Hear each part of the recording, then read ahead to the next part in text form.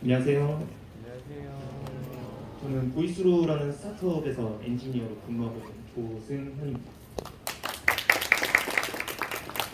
앞 세션들에서는 조금 기술적인 부분들이나 아니면 귀중한 경험들을 이렇게 공유를 해주셨는데요. 저는 살짝 약간 그림 일기 같은 느낌으로 그냥 제 하소연 들어준다고 생각하시면 될 것 같고, 저희 회사에서 레드시프트를 사용하고 있는데 제가 좀 다양한 이슈들 같은 것도 경험을 하고 있어가지고 그런 것들로부터 벗어나기 위해서 한번 어떻게 벗어나고 있는지 공유를 드리려고 합니다. 그래서 레드시프트가 어떤 건지, 그리고 왜 탈출하려고 하는 건지, 그리고 그 탈출하는 계획, 그리고 현실적인 문제들 맞닥뜨린 그런 경험들에 대해서 공유를 드리겠습니다. 일단 레드시프트 하면은 데이터 엔지니어링 하시는 분들은 대부분 많이 아실 거예요. AWS에서 서비스 해주고 있는 그런 데이터 웨어하우스인데, 아무래도 AWS에서 많은 것들을 이렇게 관리를 해주다 보니까 손쉽게 생성 가능하고, 그리고 모니터링이나 업데이트, 그리고 뭔가 클러스터를 생성하거나 그런 것들까지 대부분 간편하게 제공을 해주고 있고, 그리고 열지향 기반 데이터베이스로서 압축율도 굉장히 좋고, 그리고 조인이나 그룹바이 같은 집계 쿼리에서도 굉장히 빠른 성능을 보여주고 있어요. 그리고 리더 노드와 컴퓨팅 노드로 이렇게 구성이 되어 있어가지고 굉장히 큰 데이터에서도 빠르게 처리가 가능하고, 그리고 뭔가 조금 수백 기가의 단위로부터 시작해가지고 크기는 페타바이트 단위까지 이렇게 클러스터 규모를 키울 수 있는 장점들이 있어가지고 저희 회사도 스타트업이기도 하고 그런 데이터 웨어하우스의 중요성을 느껴가지고 레드시프트를 도입해서 약 1년 동안 사용을 했는데, 이렇게 장점이 많은 레드시프트를 왜 탈출하려고 하는지, 그 이유는 일단 그 이유를 설명드리기 전에 저희 회사 데이터 플랫폼의 구성을 간단하게 공유를 드리겠습니다. 먼저 RDS로 구성된 데이터 소스들에서 에어플로우로 파케 형태로 S3에 적재를 해요. 그 다음에 S3에 적재된 데이터를 EMR에서 스파크나 제플린으로 가져와서 처리를 하거나, 아니면 제플린에서 분석가분들이 처리 데이터를 한번 볼 수 있게 그렇게 구성을 해놨고, 그 이후에 레드시프트에서 카피를 통해서 병렬적으로 S3에 있는 데이터를 이렇게 레드시프트로 업로드한 뒤에 분석가분들이 바로 SQL SQL로 레드시프트에 바로 SQL을 사용하거나 아니면 슈퍼셋 같은 BI 도구로 이렇게 시각화를 구성을 하고 있습니다. 여기서 이렇게 보면은 이렇게 잘 구성이 되고 있구나. 근데 레드시프트를 왜 벗어나려고 하는지 일단 공유를 드리자면은, 저희의 레드시프트 지표 하루 24시간 CPU 사용량을 공유를 드리는데요. 여기서 보면은 5시나 오전 9시쯤에 CPU 사용량이 굉장히 많이 올라가는 것을 볼 수 있습니다. 이때 ETL 작업들이나 아니면은 레드시프트의 매트리얼라이즈 뷰를 생성하는 그런 작업들 때문에 CPU가 사용량이 100%까지 올라가고, 그리고 그런 사용량 메모리나 CPU가 모자라니까 중간 집계 결과들을 하드 디스크 쪽에다 저장을 해가지고 디스크 공간 비율도 들쑥날쑥하게 올라가는 이런 일들이 있어가지고 클러스터 규모를 이렇게 지금 상태 컴퓨팅이 10개나 있는데도 지금 CPU 사용량이 100%까지 올라가고, 그리고 디스크 공간도 계속 들쭉날쭉하기 때문에 50%에서 60% 사이를 유지하기 위해서 컴퓨팅을 10개까지 이렇게 늘려놨는데, 레드시프트가 아무래도 데이터를 노드에 이렇게 올려놓고 있다 보니까 스케일 인아웃이 굉장히 불편해요. 그래서 전 세션에서 데이터 웨어하우스 같은 거 스케일 인아웃 하려면은 짧게는 수시간부터 길게는 엄청나게 오래 걸려가지고 이런 것들을 못 하고 있는데, 그런 것들 때문에 발생하는 게 분석가분들이 쿼리를 수행 못하는 시간이 있다는 것 말고도 비용이 정말 많이 발생한다는 것이 있습니다. 그래서 주말 같은 경우나 아니면 새벽이나 밤에는 이렇게 좀 규모를 줄여가지고 그런 비용들을 감소시키고 싶은데, 저희는 디시트 라지 노드 10개를 이렇게 사용을 하고 있어요. 그러다 보니까 하루에 $72씩 월 2,160달러씩 계속 나가고 있는데, 이 계산 환율로 따져보면은 한 달에 약 280만 원에서 300만 원 가까이가 계속해서 나가고 있는 거예요.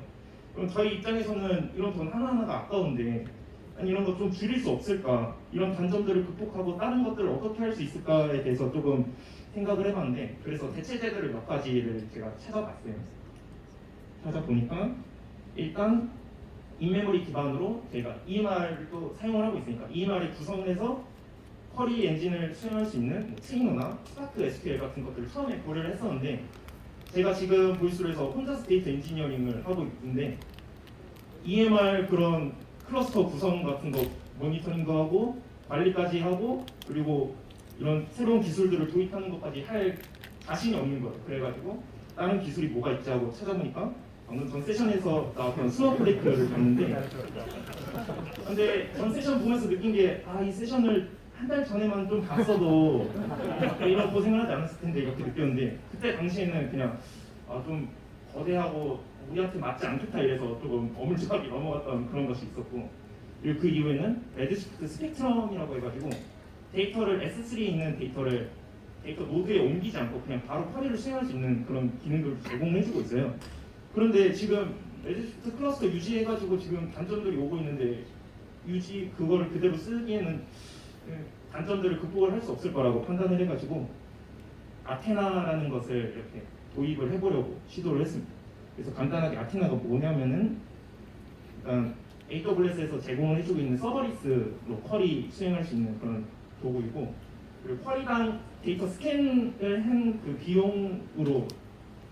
비용이 발생을 해야 돼요. 그래서 테라바이트당 $5인 걸로 제가 알고 있고 그리고 프레스토 기반으로 구성이 되어 있고 병렬 방식으로 수행을 할 수 있기 때문에 굉장히 빠르게 데이터 처리할 수 있고 그리고 표준 데이터들 뭐 파크나 CSV 뭐 그런 것들에 대해서도 쿼리를 자유롭게 수행을 할 수 있습니다. 그래서 기존 데이터 플랫폼에서 이런 식으로 제가 바꾸려고 이렇게 계획을 해놨어요. 그래서 그냥 에어플로우에다가 크롤러 스케줄링하고 크롤러 돌아서 데이터 카탈로그 생성되면은 여기다 아테나만 붙이면은 레드시프트 그냥 안녕해도 되겠다 이렇게 생각을 하고 있었는데 그래서 제가 비용도 한번 생각을 해봤어요. 처음에는 크롤러도 그 카탈로그 생성하려면 크롤러도 돌려야 되는데 이거는 비용이 거의 발생을 안 하더라고요. 그래서 아무리 많이 발생해도 한 달에 $33에서 $40 이하로 발생할 것이다. 그리고 API 제공해 주니까 나중에 좀 더 발전되면 그것도 갈아치울 수 있으니까 이거 비용 없다고 생각을 해도 되고 그리고 쿼리당 요금도 아까 말씀드린 것처럼 테라바이트당 $5씩 이렇게 발생을 하니까 저희 데이터 규모가 그렇게 크지 않아요. 아까 보셨던 것 보면은 데이터 노드에 한 1테라에서 2테라 사이로 이렇게 유지가 되고 있는데 그런 것들 뭐 분석가분들이 애독하게 수행하는 것들 그리고 메트럴라이즈 뷰 대신 마트로 생성해서 그렇게 수행하는 것들 다 합해도 아무리 많아도 $780에서 $800 사이고 아까 전에 레드시프트는 한 달에 $2,160씩 나가는데 이 정도면 굉장히 발전된 그리고 회사에 이렇게 내가 이만큼 아꼈으니까 돈 좀 더 달라 이렇게 말할 수 있을 것 같고 그래서 이렇게 적용을 시작했는데 현실은 또 이게 좀 녹록지가 않더라고요.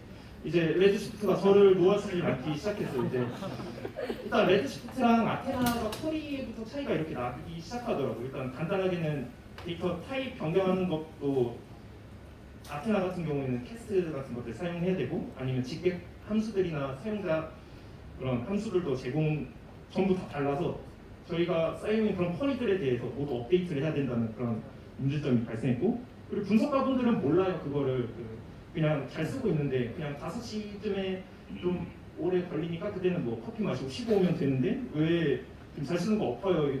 쿼리 다 바꾸기 싫은데 이렇게 근데 그분들도 다 설득을 해야 되고 그리고 아테나도 모니터링을 해야 된다고 생각한 게 지금 레드시프트는 그냥 계속 떠서 쿼리 돌아가면 뭐 돈은 그냥 그대로 72까지 나가니까 그거 신경 많이 안 썼는데 아테나 같은 경우에는 스캔하는 데이터 양만큼 돈이 나가니까 이것들을 모니터링 해야 되는데 저희는 레드시프트 그냥 돈 그대로 나가니까 리밋도 안 걸고 그냥 컬럼도 그냥 별표 이렇게 해가지고 다 싹 줘야 하면은 나중에 뭐 로그 데이터 뭐 1테라씩 쌓여 있는 건데 분석가분이 이렇게 안 돌아가면서 한 10번 돌리고 그냥 그렇게 하면은 비용이 폭발적으로 발생할 것 같은 거예요. 그래서 그런 부분들에 있어서 모니터링이 잘 돼야 된다는 것도 알게 됐고 그리고 속도도 어느 정도 좀 작은 규모에서는 아테나가 좀 빠른 것들을 보여주는데 그래도 저희도 서비스 회사가 점점 성장하다 보면 데이터도 늘어나고 그런 규모가 점점 커지는데 레드시프트는 데이터 노드에 올려서 쿼리를 수행을 하잖아요.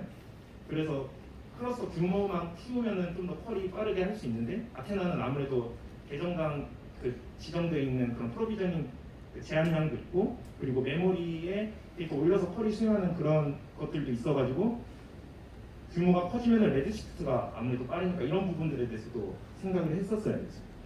그래서는 지금 이렇게 처음에 개선을 생각했던 거에서 레드시프트를 다시 붙여가지고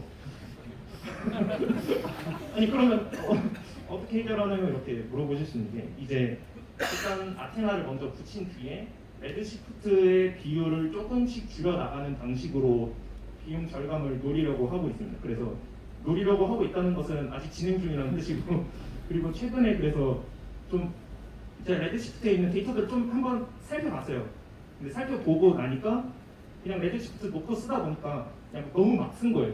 그래서 데이터도 너무 비율적으로 저장돼 있고 안 쓰는 데이터도 저장돼 있다 보니까 지금 50%, 60%까지 있었는데 제가 그것을 좀 더 파악해서 지금은 30% 수준까지 낮췄고 좀 더 낮추게 되면 컴퓨팅도 좀 5개 정도 내릴 수 있을 것 같아요. 그래서 그런 식으로 조금 생각을 하고 있고 그래서 제가 생각한 거는 아테나와 레드시프트가 조금 극적인 합의를 이루어가지고 지금 어느 정도는 안정감을 띄고 있다고 생각을 하고 있어요. 그래서 조금 제가 좀 긴장해가지고 말이 좀 빠르게 하긴 했는데 이것들을 수행하면서 일단 첫 번째로 좀 자료조사를 좀 더 빠르게 좀 더 깊게 하고 나서 좀 도입을 했어야 되는데 지금 너무 일을 벌려놔가지고 이제 수습을 할 수가 없는 상황이에요. 그래서 조금 더 자료 조사를 해가지고 아까 말씀드린 계획들을 다시 조금 더 잘 적용을 해볼 생각이고 그리고 이전 세션에 있었던 스노우플레이크도 한번 조금 검토를 해볼 생각이 방금 들었습니다. 네. 짧고 얕은 제 발표를 감상해 주셔서 감사합니다. 감사드립니다. 여기